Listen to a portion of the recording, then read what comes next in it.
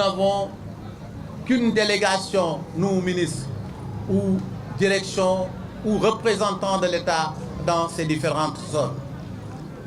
C'est pourquoi, à Saly, le président nous a demandé de réagir vite en finalisant donc les travaux de ces brise-lames.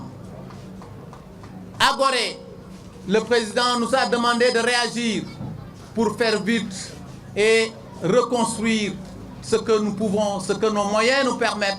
Le reste, trouver des partenariats avec les partenaires techniques, donc financiers, pour pouvoir réaliser l'ensemble des travaux.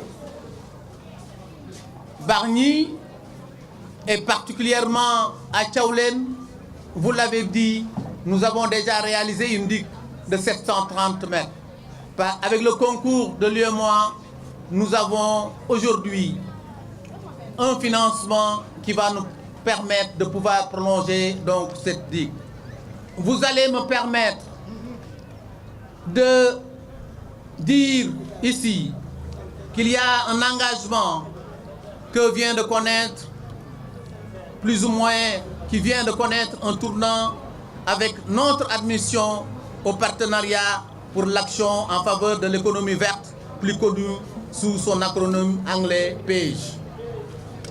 Cette initiative, qui est le fruit de la collaboration entre le Programme des Nations Unies pour l'environnement PNUE, l'Organisation internationale du travail OIT, l'Organisation des Nations Unies pour le développement industriel ONUDI, l'Institut des Nations Unies pour la formation et la recherche UNITAR et le Programme des Nations Unies pour le développement PNUD est une contribution à la mise en œuvre du document final de la conférence des Nations Unies sur le développement durable Rio+20 intitulé « L'avenir que nous voulons ».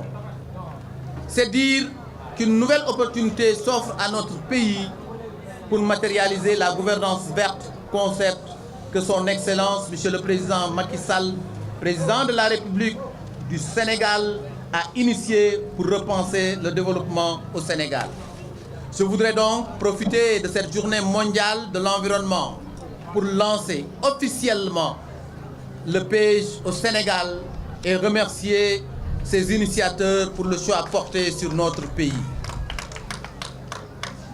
Je ne saurais terminer mon propos sans toutefois rappeler que les problèmes d'environnement que nous vivons sont en grande partie liés à l'action de l'homme.